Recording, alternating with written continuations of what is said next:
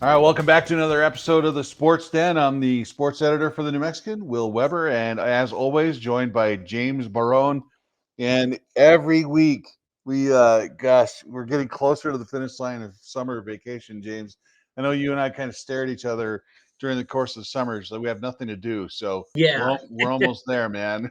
We're I know, man. And all of a sudden, it hits fast. And of all days for the first day of fall practice to come, it's going to be your birthday. I know, right? Exactly. Yeah, it's the same thing every year where we get just bored to death over the summer, and then by middle of September, there's that burnout phase. Like, yeah, Oh I God, can't. really? What We is? still got 9 months to go. Yeah, yeah. So we've only got 2 weeks to go before the start of high school football practice, and then the following week is when everything else gets going, Everybody and else, then yeah. yeah, first football games are less than a month away. Here we are taping this on July July 22nd. twenty second. The Yeah, first football game is on for us is on the 21st, August 21st. So it's crazy yeah, how yeah. quickly it's Indian school coming up. gets to open things up for us, don't they? Yeah, well, we don't go to a lot of Indian school games because now I believe this season they're the only independent 11-man team in the state. I'd have to check Dang. my notes on that, but that's tough when you're an independent and you're not playing for anything. Essentially, you're running out the string. That's a tough deal for them. Yeah, and then you got to don't they? Like, did your hamster wheel you die on us again? We having audio problems. What's going Oh on over there? yeah, we kind of did. Are you pulling an Hit Andrew the Dunn wrong on us? button. What are you gonna do? I hit the wrong button, man. I don't know what the hell I did there. Oh my God! It's turning. I had flashbacks to our Pecos League commissioner failed podcast. Man, Yeah, sorry about that. yeah. Technical difficulty. Well, the Indian school starts on the 21st against Cuba, I believe, right? So it's Yes. Yeah. yeah, it's a tough thing for them because as an independent, you're not eligible for the state tournament. You can't play for the playoffs. So at that point, you're just putting on the uniform and trying to survive 10 weeks and get a letter. Basically. That's all you're doing. Yeah, and and Bones Segura, the coach there, still has another challenging year Hmm. ahead for them. And we had a little note about that they're looking for coaches still for their middle school and high school programs. So he's still in the process of trying to build that program to where it can be, maybe if not competitive in 3A, just at least viable, because that's been their biggest problem whenever they've gone back into district play is just, they I mean, and it sucks that they're in the toughest district in the state. Hmm. When you talk about two AAA with St. Mike's and Robertson or the Vegas schools basically, and now you got Milwaukee in that mix, and there's no rest for the weary there, and that's a big reason why they're not playing a traditional schedule, and having to do to do the independent route because they struggle with that. I'm looking forward to seeing St. Mike's this year. They should be by all accounts, they should be the favorite again in Class 3A. They They, should be. they got a lot of talent back. I know they lost some really key seniors, but man, that roster is just deep and they're talented and they've got experience really at pretty much every position. And then you look at their schedule; they play 6 home games this year, and they play Yeah, 7 games inside the city. So they're not going a lot of places. They've got a yeah. game at Hope, they got a game at West, and they got a game at Towson. That's it. That's it, Everything else. yeah. It's the inverse of where they were last year because, they Hmm. opened the season at home against Taos, and Hmm. then we didn't see them again for the next 5 weeks, if I remember correctly. Yeah, and So, that trip to Eunice last year too was Eunice has to come up here. yeah, And that's never an easy trip. But I tell you, it's a scary proposition when you think about a team as good as they're going to be, and they're playing at home essentially every week. They're playing in front of their own fans. So yeah, and some of those key games are gonna be at home. I mean, shoot, even Robertson St. Mike's, is gonna be a home game this year because they played up in hmm Vegas last year. So, the table's really set for them to continue, shoot, I mean, could we conceivably see them go undefeated, a second straight year, at least, through maybe most of the playoffs until maybe they see the 3A championship game? yeah, I know they're tough, and that's the thing is that you'll start to see some of those preseason prognostication things roll out in the next couple of weeks. But when the rankings roll out, they're going to be the number one. If they should actually be the unanimous number one. But there's always going to be somebody out there saying, well, what about Socorro? What about Robertson? What about Robert, what about Dexter? Dexter, last year's team that was the runner up, and Dexter should be in that mix again. I mean, Hmm. um, I think you can't discount Robertson. You can't discount West. Um, I know West lost their stud quarterback in CJ Perea, but they've got a lot Hmm. of kids coming back and their numbers are up. And Patrick Rodriguez has done a heck of a job there, making that program viable. So we'll see what happens there, but it should be interesting. And and you still can't, you've still got some unknowns out, some unknown variables out there, especially like say with Milwaukee.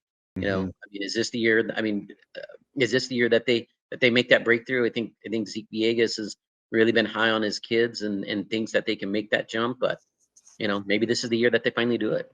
Yeah, they got to the playoffs last year. I believe it was Hatch they lost to in the playoffs, Yes. which is it's a stepping stone for them. And they did play well for a while in that game against Hatch, and then just kind of faded. But look, you got to get to the playoffs first, and they didn't get embarrassed certainly. So, and Zeke is a lot like a lot of these other coaches, like Bone Segura, very energetic, very tapped into the youth community, and he knows how to bring kids in and develop them.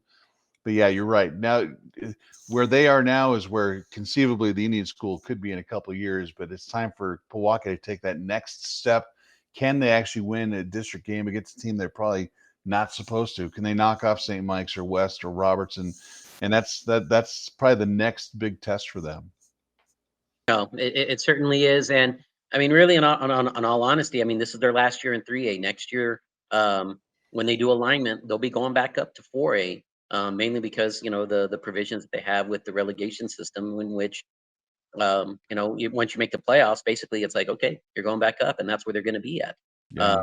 so, I mean, if there's a make or break year for a program, it's definitely Milwaukee because, they've got themselves in a good situation. I mean, yeah, they're in the toughest district in 3A, but his team set up, especially with some of the guys that he's got coming back. He's got a pretty solid senior group. Obviously, his son, Jonah Villegas, will be a key part of that. But if they've got a chance to finish maybe top five or even get a home game, which is something that they've never had in that program Hmm. history for the playoffs, this is the year to do it because when they go up to 4A, it's going to be tough, especially if they keep the same classification that they did for the past 2 years, where it's only going to be two classes, and they're going to be in the same class with Bloomfield and Taos and Espanola and maybe well, I'm sorry, not Los Alamos, but you're definitely going to see some really competitive teams in that district. So it's not like it's going to get any easier for them when they go up. Yeah, one thing, just looking at the football schedule, there's one thing I just don't really like, and it's the fact that all three city teams play each other. The city rivalries are over with by Labor Day. By Yeah, September 5th, it's done. And like I know there's been some years. I know you and I have been around long enough to have seen some of those Capital San High games at the end of the season where they've got absolutely nothing to play nothing to for play except for. play Yeah, each other.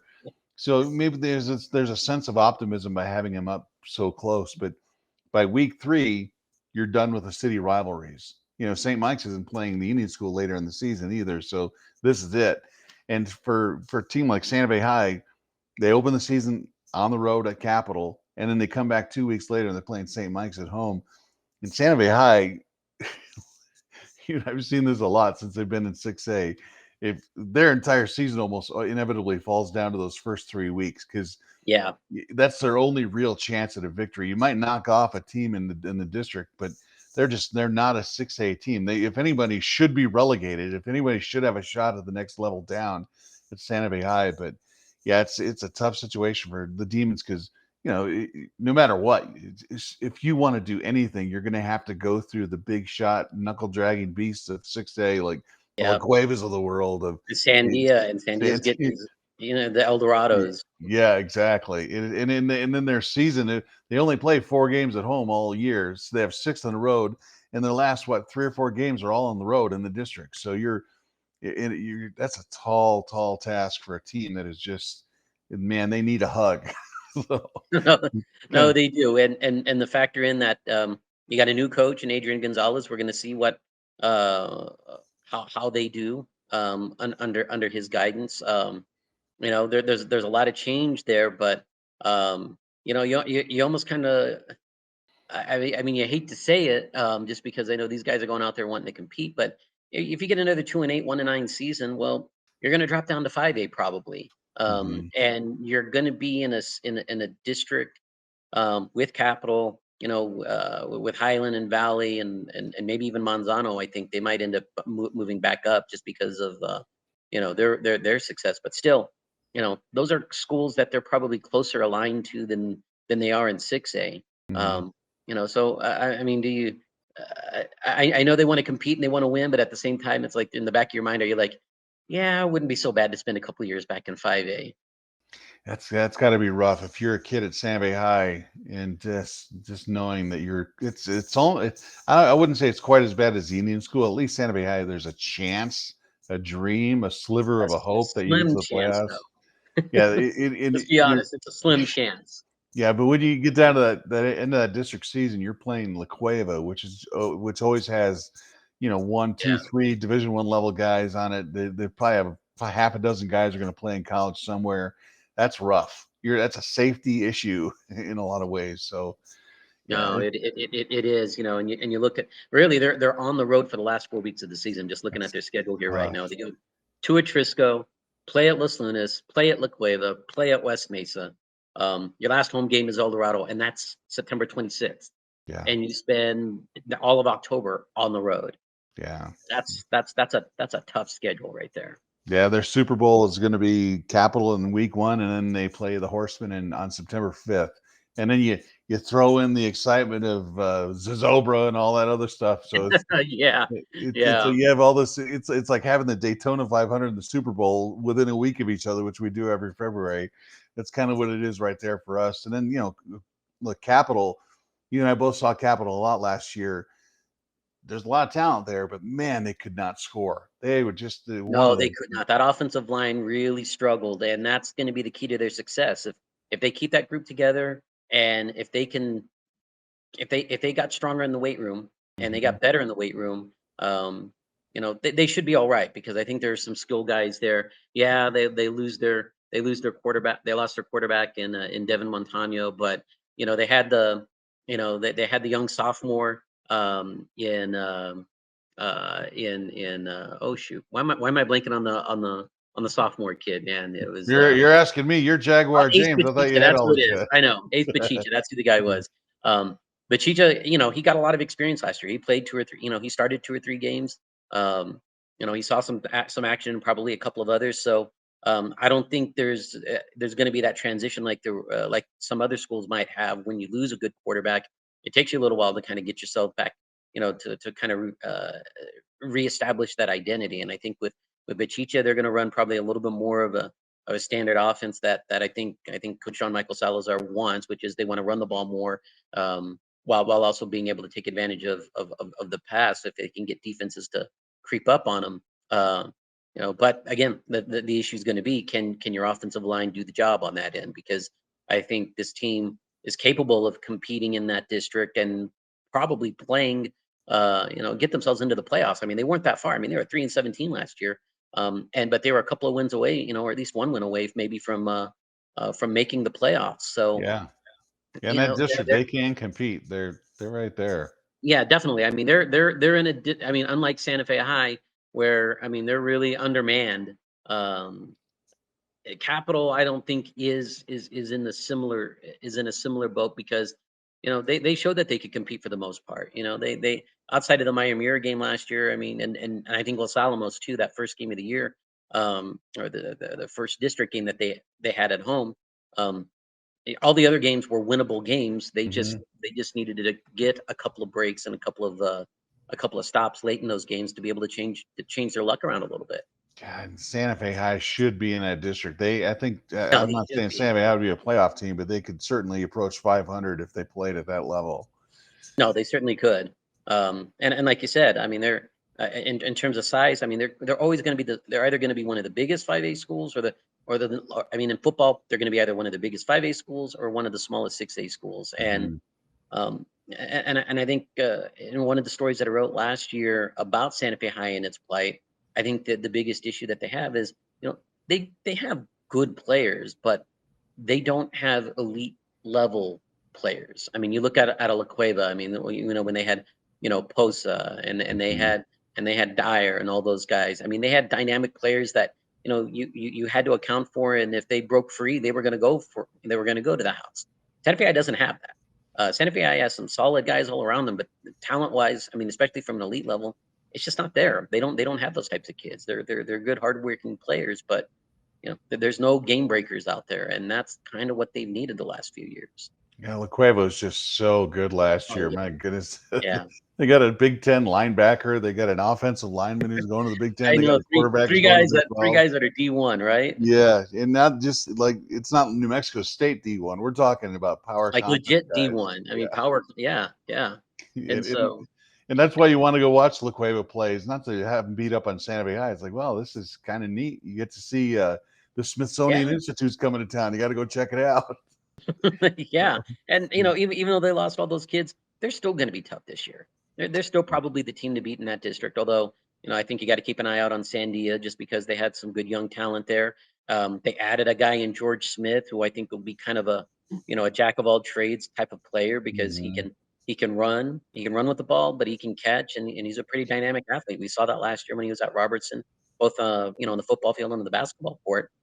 He's the kind of guy that can slide right in there and just be and fit, especially in Yeah. Tyler Wilder's, the new head coach, former Espanola head coach, into whatever system that he's going to run. I doubt he's going to run the wishbone like he did the last 2 years at Espanola. I think they'll probably be a little bit more dynamic. But Yeah. man, when you got a piece like George Smith, yeah, you're going to want to get that ball in his hands 30, 40 times in the season, or at least 5 or 6 times in a game because you expect him to do something with it at least 1 or 2 times. Yeah, it'll be interesting to see how Espanola responds from last year. Look, they had an historic run. It's as good as it's ever been for Espanola, but to lose as many players as it did, lose your head Mhm. coach, and probably gonna have to revamp that entire system. You have to re-energize the student body. It's gonna be a tough thing for them, but it was pretty cool to see Espanola for once It since we've was. been doing this to get deeper into the playoffs. And like they lost to a good St. Pius team in the semifinals. They were good. They were, and I think the big question, and it generally tends to be with Espanola is the new coach. Is he able to keep those players in the Hmm. program and help and allow that transition to happen? I doubt that they're going to be running the power bone like they did last year. I think Coach Holbrook is probably going to want something more along the lines of what he did at Los Alamos. And excuse me for our excuse me for that bark there. Your We're dog dog. we're dog sitting a couple of Chris's her sister's dogs are here, so they're not accustomed to being quiet when they need to be. I'm sure you know how that goes, Will. Yeah, I got Yeah, I got two schnauzers and a couple other dogs running around. So yeah, I know that. yeah, exactly. But anyhow, getting back to my point, uh, it's not going to be the same type of Espanola team. They lost some guys on the offensive line. They're not going to be nearly as strong as they were there. They've got some good skill guys. If Holbrook can keep that group together, they might dip a little bit this year, but you give them a couple of years and maybe you can get that program back to where it was competitive. Hmm.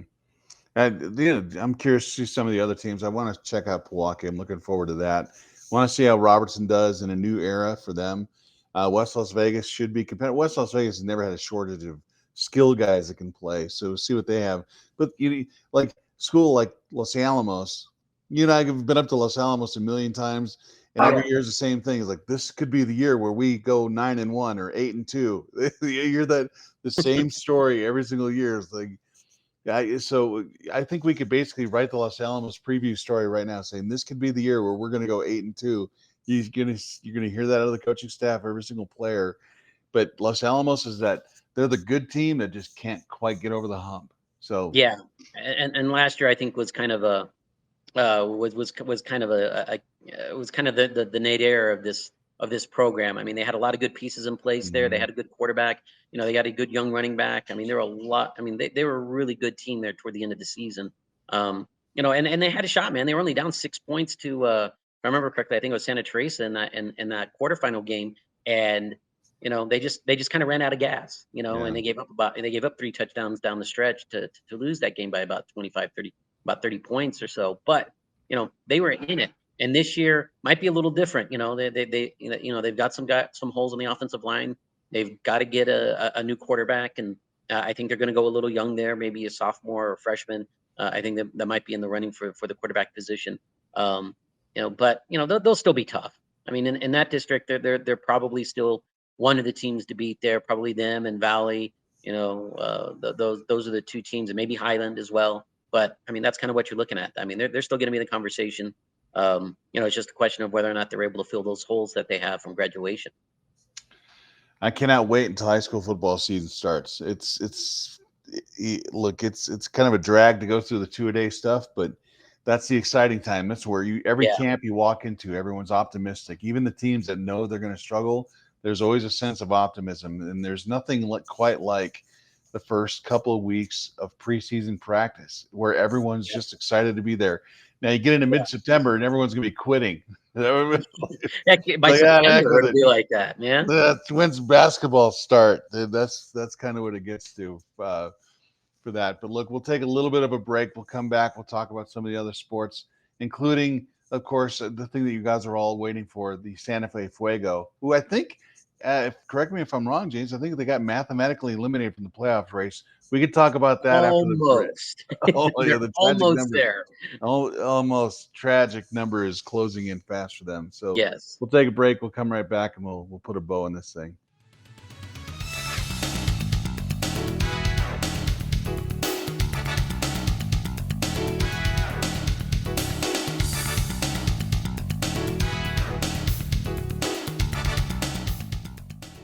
James, gosh, 2 weeks ago we talked about officiating. We had Carl V. Hill from the NMA on here. And just this last week, they put out a press release from the NFHS that the number of officials is up 6% since the COVID year, and it's up 4% from last year. So it's good to know that you and I have made a difference. We've made it. We've well, those are national brought it. figures. Let's not forget that those are national figures. Hey, the New Mexican shores lap up on everyone else's beaches, so we've made a difference. Like, I thought we were supposed to jinx people. We're not supposed to be highlighting good things.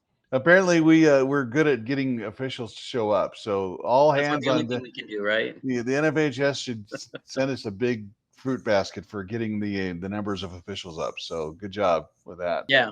All I'll pat myself on the back later. That way nobody sees the arrogance, right? Yeah. We're still waiting on the local word. Look, I think one of the things we're going to try to do this year is have a weekly segment in the print section about asking an official. Yes. If some of these calls that are pretty, I like the over the back thing. People think over the back is a rule. There's actually no such thing as an over the back call. So, what I will do is we'll start a thing this fall where if you have a question or if we see something odd during a game, we will ask Carl. We'll ask some of the officials.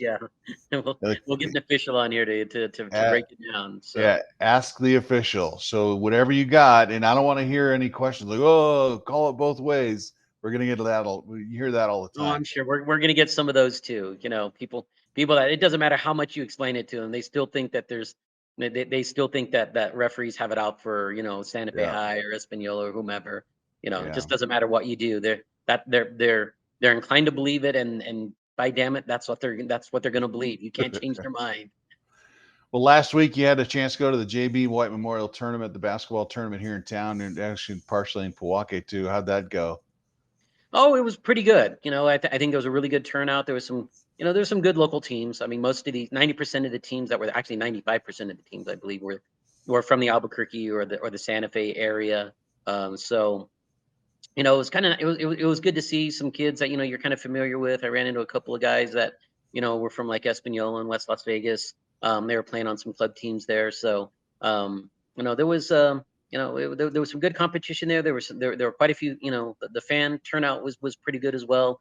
And I got to think that Jude Voss and the people there with the JB White Foundation had to be really happy with one, the turnout, and probably just the revenue that they generated from this. And granted, they always have expenses that kind of cut into that a little bit, but I think at the end of the day, it was a very profitable event for them, and hopefully it gets them a little bit closer to their ultimate goal, especially with the JB White Memorial Scholarship through UNM. As I said last week, they were about what 8,000 short of being able Mhm. to fully fund it, and hopefully with the revenue that they generated or the profit that they were able to generate, that they might be able to cut into that a little bit more, maybe even get that to that point where it is fully funded. But it was a good camp. It was a lot of fun, and actually the food wasn't too bad either. So I had a chili dog. It wasn't too bad. That's why we go to events. Like that's why, That's right. We're there for the food. We don't care about the event. yeah. It's about the food. When the Metro Little League was always when they were around at Alto Park, you didn't go for the baseball. You went Yeah. for the Metro burger with Yeah, you did. You did. hamburger with green chili on it. And it was a staple, man. People came to that, man. They buy it in Yeah, droves. yeah. Well, speaking of baseball, the Santa Fe Fuego, sadly, it looks like they're going to miss the playoffs again since I think they missed it every year since 2015 or 16, I believe. 15, Right? yeah. They haven't had a winning season since 28 or 18, I'm sorry. It Yeah, might be 28 before they get there, but yeah, it's not gonna yeah. happen. Another playoff list of the year, and that's the thing is on the rare occasions where we actually do go to games, I'll run into people who just like they come up with their own philosophy on why the team just can't do well. Like, well, we won a Pecos League championship, yeah, 11 years ago.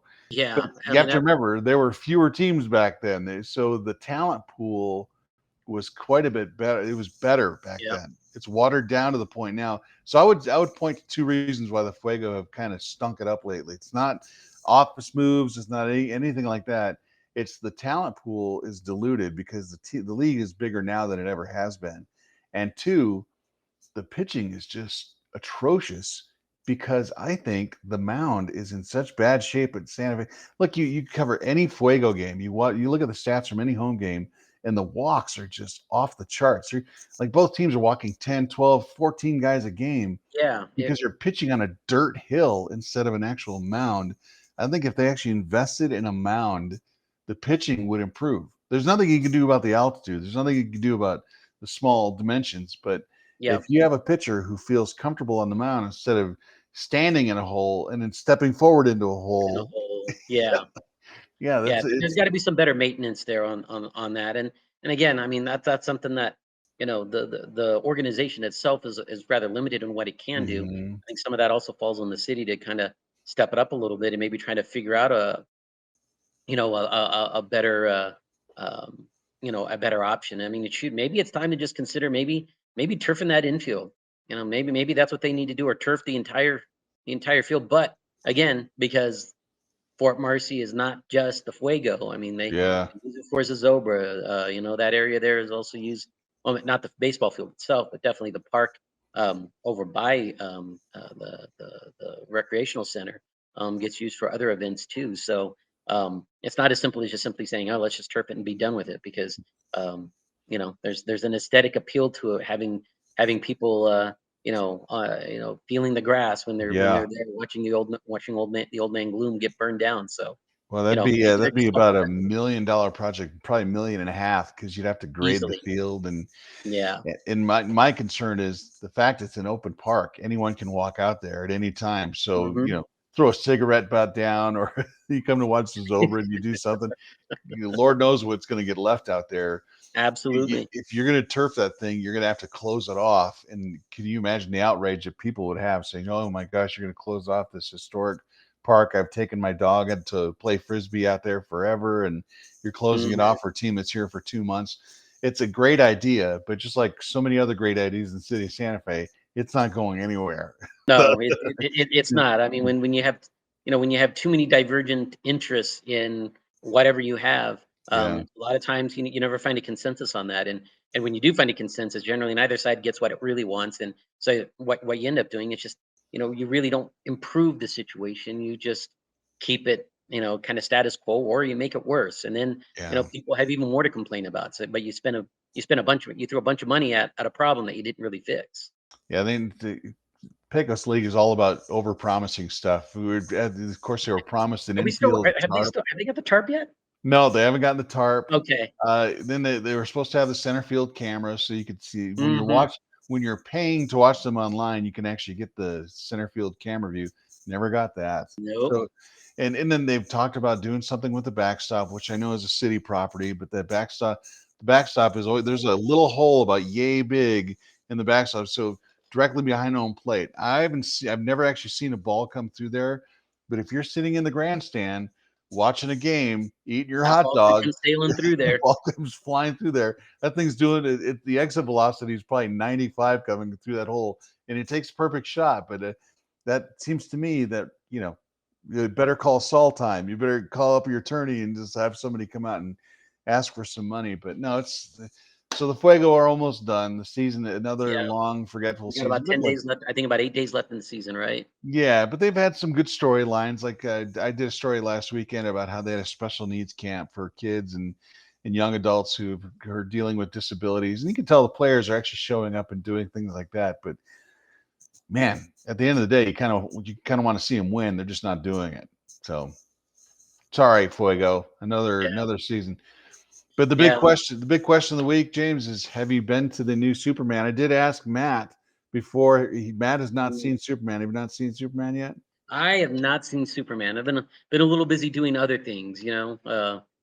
Even though the summer is really relatively slow for us, you know, Hmm.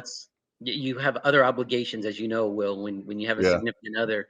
They have plans too, and you kind of have to, because this is really the only chance you get to kind of, you know, put them as a priority for the most part. Yeah. So Yeah. you kind of have to do what they need you to do, or what they say they need you to do, right?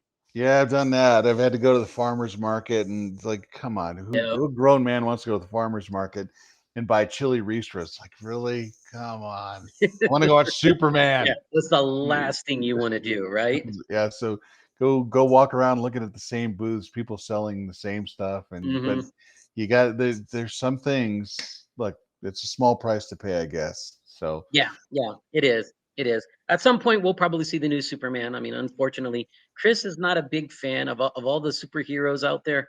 She's not a big fan of Superman, so, you I know, get that from Sarah Superman, too. It's you like, know, why do they keep redoing the same Superman? Like, I know, they're I gonna know, do it it's like, until they get it right. yeah, exactly. You know, but I mean, how many times have they tried to reboot this character and it just hasn't taken? People are just like, whatever. Yeah, It's like that in Fantastic Four. You yeah, know, oh, it's funny yeah. about how both of them now are in theaters, and those are the two vehicles that just can't get any traction. They seem to be going backwards in a lot of ways too. Like they have a dog in Superman now, really. But hey, I grew up on Superman, so I'll probably go check it out. But I like I told Matt before the show started, you have to wait for the new car smell to wear off a little bit because otherwise you go to the theaters and it's packed. And Oh uh, yeah, I have to admit I'm a tiny bit of an introvert, so I like the uncrowded stuff. So I want maybe that explains why you like Lobo football so much, because you got as much space as you want. to. Yeah, that's another thing that's only a month away too. Thank I goodness for know, that. man. Well, even sooner. I mean, don't they break camp open? Doesn't camp open here Yeah, in about a week? yeah. Their season opener is August 30th at Michigan. Keep waiting for the New Mexican to buy us a plane ticket to go out to Ann Arbor since the big house. And then Yeah. Oh man. Yeah. You might be waiting till the next time they go, which is what, like 2055. yeah, And well, who knows if we'll be around by then, right? they've got those body bag games left and right. They play UCLA 2 weeks later, so they could go to the Rose Bowl after. One of us goes to the big house, the other one goes to the Rose Bowl. So there's Yeah. that. Yeah. I mean, hey, I mean, what? I mean, the Rose Bowl. I mean, you talk about, great stadiums and great arenas. Mhm.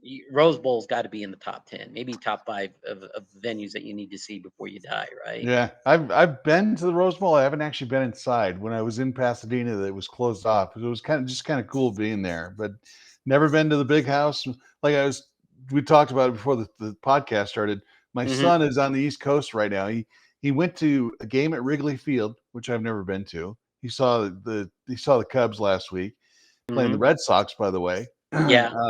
And then he was in Philadelphia for the Angels game because we're huge Angels fans. And Hmm. literally the like top of the first inning, Mike Trout hits a double into left center, and the ball lands on the warning track, and you can see my son having his Ferris Bueller moment in the background. He's on camera. He's like pointing down. So there's that. They're going to go to Toronto to watch the Yankees play, and then this Friday they're going to go watch the Red Sox in Fenway. And I was Fenway.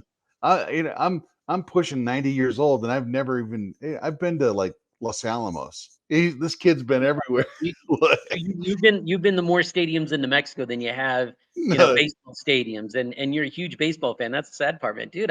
I've been to Wrigley and I've been to Fenway, man, and you're missing out on opportunities there. You gotta get on one of those trips with him, man. Don't let him hog all that stuff. You need to oh, get he out does there all and that, do yeah. that just once. Yeah, as we're recording this, he's in Cooperstown at the Hall of Fame. He keeps Snapchatting me pictures. Like, really?